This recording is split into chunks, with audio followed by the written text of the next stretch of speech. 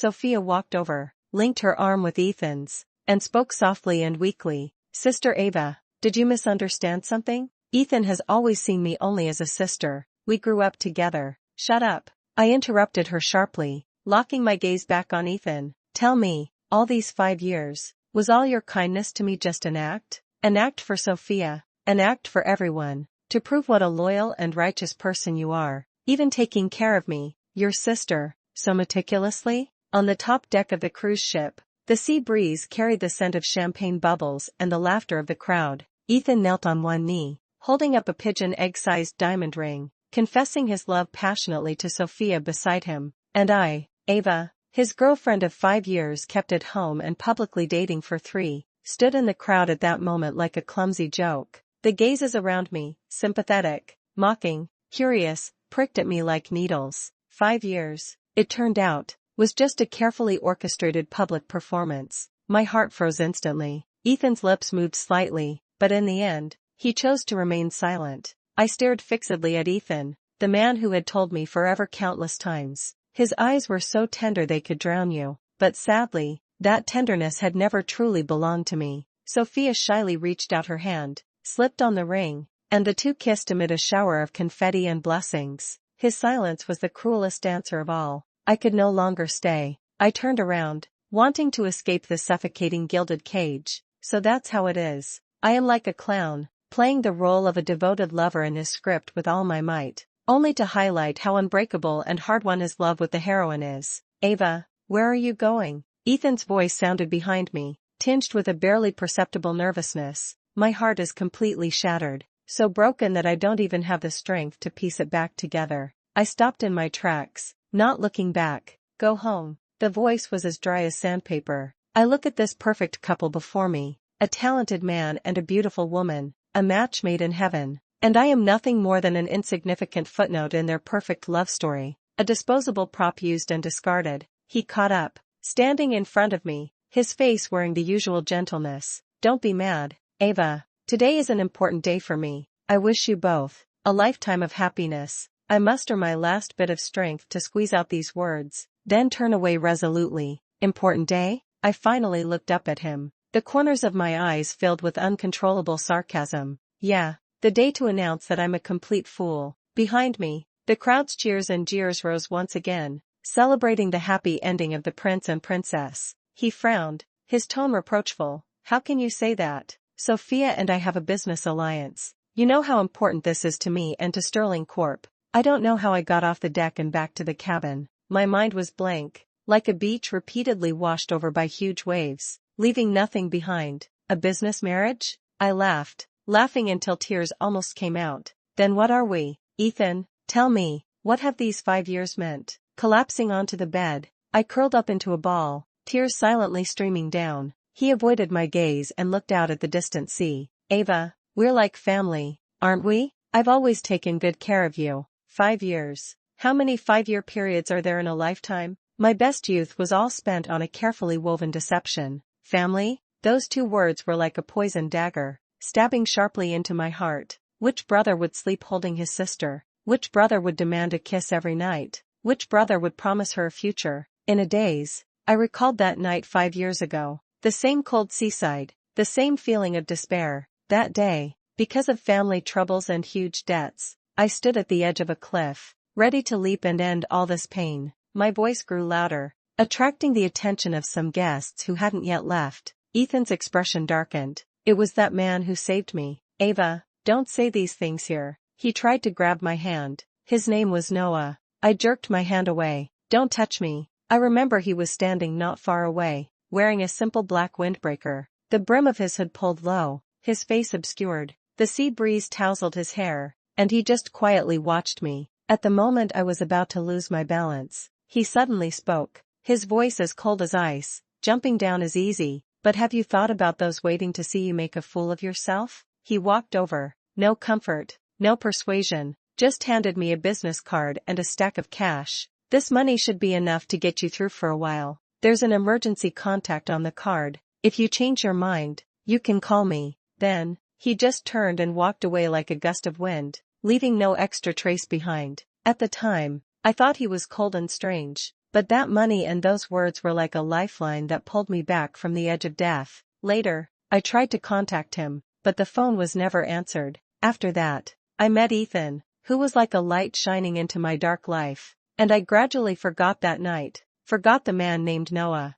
Unexpectedly, 5 years later, I found myself in such a miserable state once again. Buzz buzz, my phone vibrated. It was a notification from the bank. Ethan had transferred me a large sum of money, with a note, "This should be enough for you to start a new life. Don't cling to the past." Cling? I looked at the string of numbers and felt nothing but bitter irony. Did he think money could buy everything? Buy off 5 years of feelings? Buy off my youth and dignity? I transferred the money back intact, replying with just 2 words, "No need." Deleted his contact information and blocked all social media accounts related to him. On Instagram, he had just posted a photo of him kissing Sophia, captioned "Holding your hand, growing old together." I turned off my phone, not wanting to see any more disgusting messages. It was then that I noticed the room's level of luxury. This yacht was clearly not something an ordinary wealthy person could own. When Ethan brought me here before, he only said it was a friend's boat. On a whim, I picked up the room service manual and flipped to the last page with the owner's information. Shipowner, Noah Davis. Noah? Is that the Noah?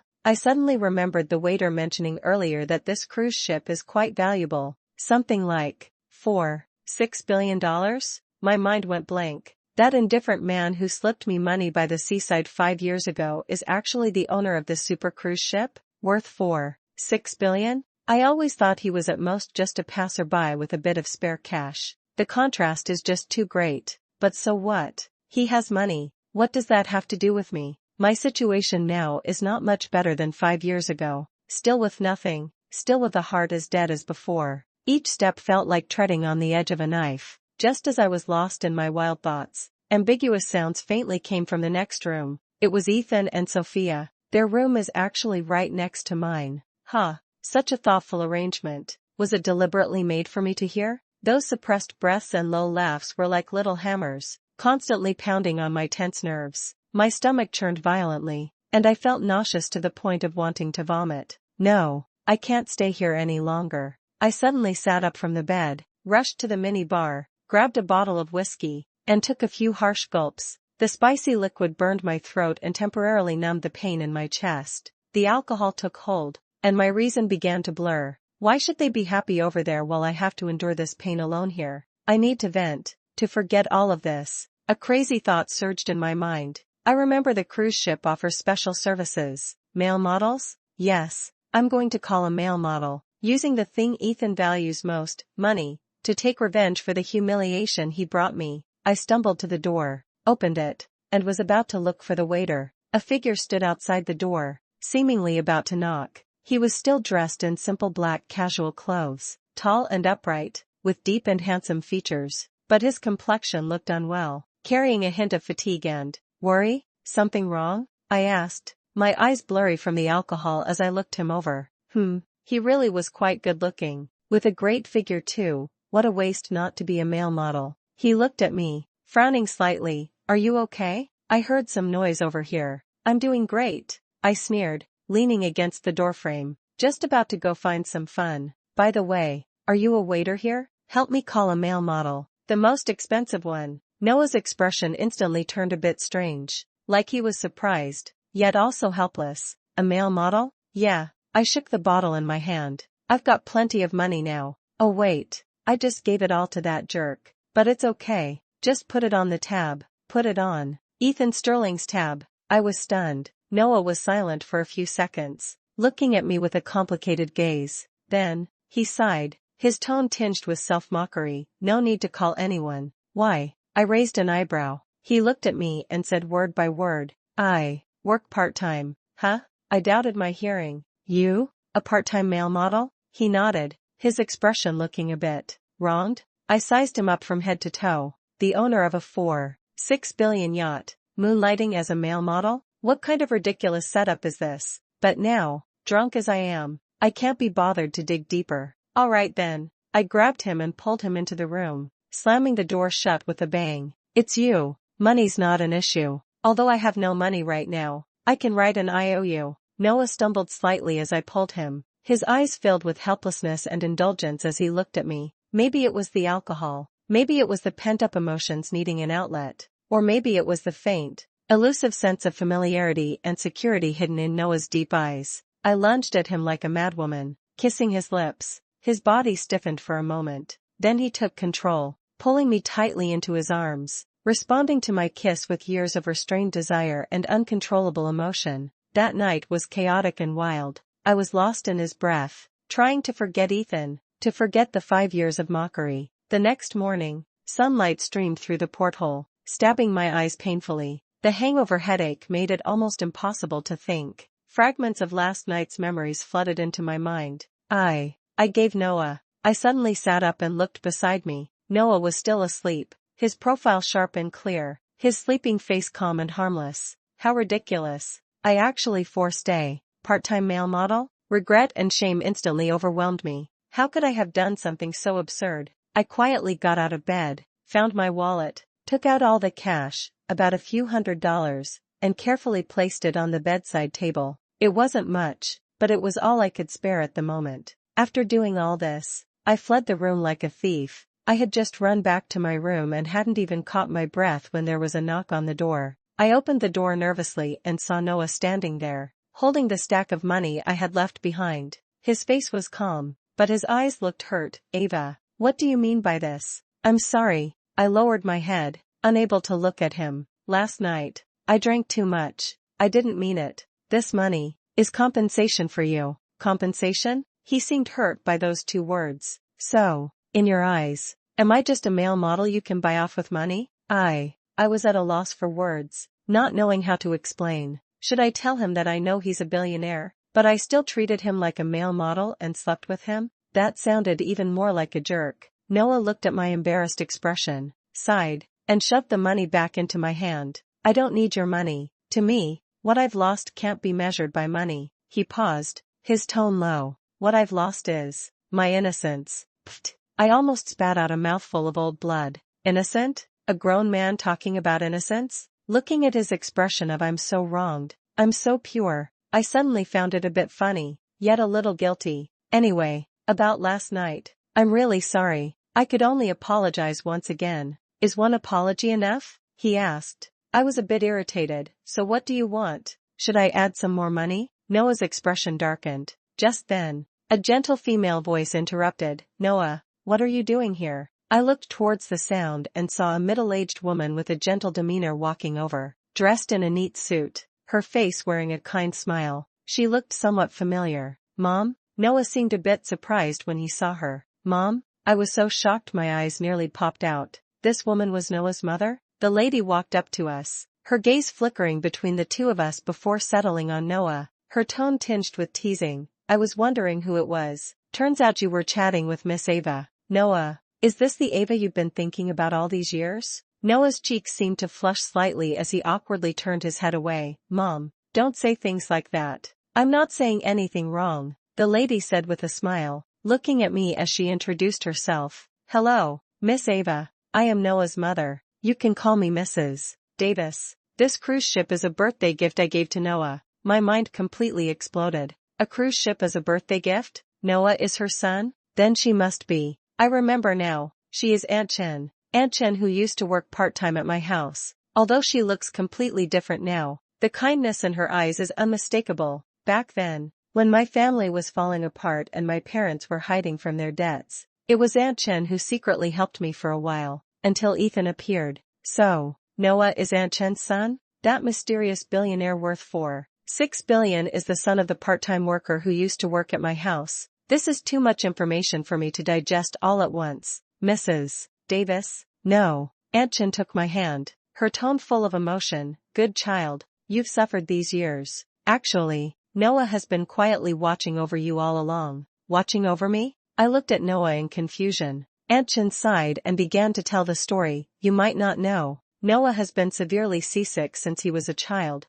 but in order to catch a glimpse of you from afar, he overcame his psychological barrier, bought this boat, and often sailed to the waters where you might appear. 5 years ago, when you had an accident, he happened to be nearby and saved you. Actually, he wanted to stay and take care of you at the time, but when he saw Ethan had appeared and was taking good care of you, he quietly left. These past few years, only I know how painful it was for him to watch you and Ethan together. He wanted to rush over and tell you the truth more than once, but he was afraid of disturbing your happiness. Such a foolish boy. Aunt Chen's voice was filled with pity. I listened to all this in shock, feeling as if I were hearing a tale from 1001 Nights. Noah, he actually did so much for me? And I, not only knew nothing about it, but last night, guilt, shock, disbelief, all kinds of emotions surged within me. It was Noah. I looked at Noah. His eyes were evasive, his ears flushed red, completely unlike that cold billionaire, but more like a big boy caught doing something wrong by his parents. Coming back to my senses from the shock,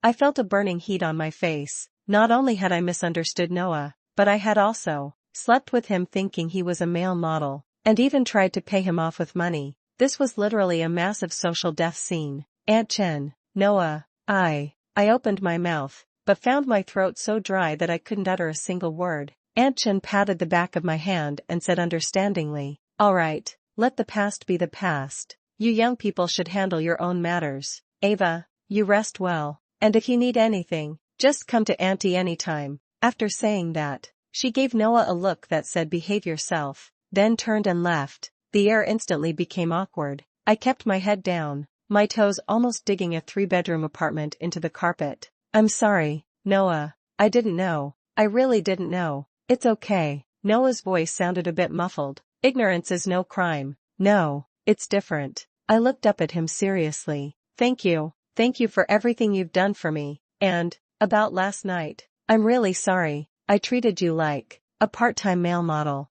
He said it for me, a helpless, bitter smile tugging at the corner of his mouth. I'll take responsibility," I blurted out. Noah was momentarily stunned, then chuckled. "How exactly are you going to take responsibility?" I was at a loss for words. Take responsibility for him? How? Marry him? Don't be ridiculous. Anyway, that money, consider it a debt I owe you. I decided to tackle the most practical issue first. Although I don't have money right now, I will definitely pay you back. No need to pay back. Noah looked at me. Just think of it as the service fee you paid? What's wrong with this guy? Can't let it go, huh? Seeing the fleeting mockery in his eyes, I suddenly realized he might be teasing me. "I'm serious," I emphasized. "Debts must be repaid. It's only right. Although I am penniless now, I can still." I glanced around the luxurious room, a sudden inspiration striking me. "I can be your nanny, to pay off the debt." Noah raised an eyebrow. "Be my nanny?" "Exactly." I puffed out my chest. "I can cook, clean, do laundry. I can do everything, guaranteed to be worth more than the cost, until I pay off your, mental distress fee and loss of innocence fee." Noah looked at me with a serious expression and finally couldn't help but laugh out loud. When he smiled, the coldness in his eyes instantly melted away, like the first thaw of ice and snow, carrying a breathtaking charm. "All right," he nodded. I couldn't ask for more. And just like that, Ava, a recently heartbroken and penniless former canary, dramatically became the family nanny of billionaire Noah Davis, beginning my work to pay off debt journey. After the cruise ship docked, I followed Noah back to his penthouse duplex in the city center. It was outrageously large, with minimalist decor that exuded understated luxury everywhere. My nanny job officially began. Every morning, I was responsible for preparing breakfast. Noah didn't seem too picky about food, but I still tried to make it hearty and delicious. Watching him finish the food I made bit by bit gave me a strange sense of satisfaction. During the day, he would go to the company or study to handle work, while I took care of cleaning, washing clothes, and grocery shopping. In my free time, I would curl up on the living room sofa to read or explore new recipes. In the evening, we would have dinner together. At the table, we talked more and more, from work trivialities to hobbies. I realized Noah wasn't as cold as I had imagined. He was knowledgeable, humorous, and occasionally a little mischievous. He remembers that I don't eat cilantro, quietly prepares brown sugar ginger tea for me during my period, and rushes over nervously with a band-aid when I accidentally cut my finger while chopping vegetables. These subtle cares, like boiling a frog in warm water, slowly seep through the defenses of my heart. Sometimes, I accidentally meet his deep eyes, which seem to hide an ocean. Calm and embracing, my heartbeat uncontrollably skips a beat.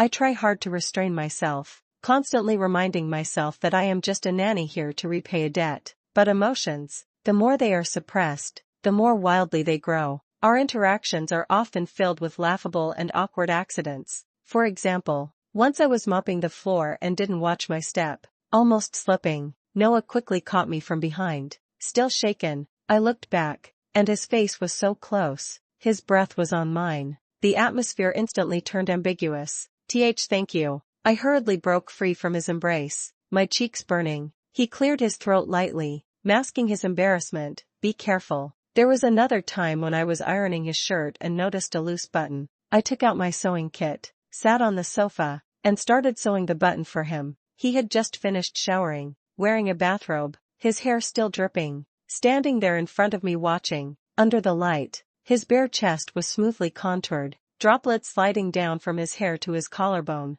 Indescribably sexy. My hand trembled, and the needle pricked my finger. Hiss, what's wrong? He immediately crouched down, took my hand to check. You're bleeding. Without a word, he pulled me to the sink to rinse it, then took out a first aid kit and carefully disinfected and applied a bandage. His movements were gentle, and his gaze was so focused it was as if he were handling a priceless treasure. Oh my God, what have I done? My heart was completely in turmoil. These days, calm and warm, almost made me forget the pain of the past, until Ethan appeared again, shattering this peace. That day, I was in the kitchen preparing dinner when the doorbell rang. Noah went to answer it. A familiar voice came from the door, tinged with urgency and impatience. Noah Davis, I know Ava is with you. Let her come out and see me. My heart tightened, and the hand holding the spatula froze. Noah's voice remained calm and steady. Ethan Sterling, you are not welcome here. Cut the crap. Ethan's voice rose. Ava is my woman. What do you mean by hiding her? Your woman? Noah chuckled lightly, with undisguised mockery. From the moment you proposed to Sophia, she wasn't yours anymore. That was a business alliance, a temporary measure. Ethan seemed a bit flustered. I married Sophia to secure the cooperation project between Sterling Corp and her family's group. Once the project stabilizes, I naturally will. What will you do? Noah interrupted him. Divorce and marry Ava? Ethan, what do you take feelings for? Are they chips to be traded and sacrificed at will? This is none of your business. Ethan's voice was full of hostility. Bring Ava out. I want to explain to her in person. I took a deep breath, put down the spatula, wiped my hands, and walked out. In the living room, Ethan and Noah stood facing each other, the atmosphere tense and charged. When Ethan saw me, his eyes lit up, and he immediately rushed over. Ava, let me explain. Sophia and I really just. I took a step back, avoiding his outstretched hand, and looked at him calmly. No need to explain. Ethan, I understand everything. Ava. A trace of panic appeared on Ethan's face. Believe me, the one I love has always been you. Once I handle the company's matters, we will. Us? I interrupted him, a trace of sarcasm curling at the corner of my mouth. We are already over. The moment you chose to use the 5 years of my feelings to pave your way to power and wealth, we were done. Ethan's face turned pale. Ava, it's not like that. Then how is it? I looked him straight in the eyes. Do you love me? Or do you love the identity of the Sterling Corp heir? Do you love me, or the halo that money brings? Ethan, stop deceiving yourself. The person you love the most will always be yourself. Ethan was left speechless by my words, his face shifting between pale and flushed. At that moment, Noah stepped forward, naturally draping his arm over my shoulder, and looked at Ethan as if declaring ownership. Did you hear that? She is now my nanny. He deliberately stretched out the word nanny, but his eyes were full of possessiveness. Me. At a time like this, you're still hung up on that joke. Ethan's gaze flicked back and forth between me and Noah, his eyes darkening. Noah Davis, you've been coveting Ava for a long time, haven't you? It was you 5 years ago. You deliberately got close to her. But, Noah calmly admitted, yes, I love her, much earlier and longer than you ever did. Ethan seemed to have been struck by a huge blow, staggering back a step, his face filled with disbelief and wild jealousy. Impossible. Ava is mine. Enough, Ethan. I looked at him coldly. Don't bother my life anymore. Between us, it's long over. Just then, the sound of high heels came from outside the door. Sophia had arrived too. Seeing the scene before her, her expression changed, and she rushed to Ethan's side. Ethan, what are you doing here? Our engagement dinner is about to start. Ethan seemed to have found a lifeline.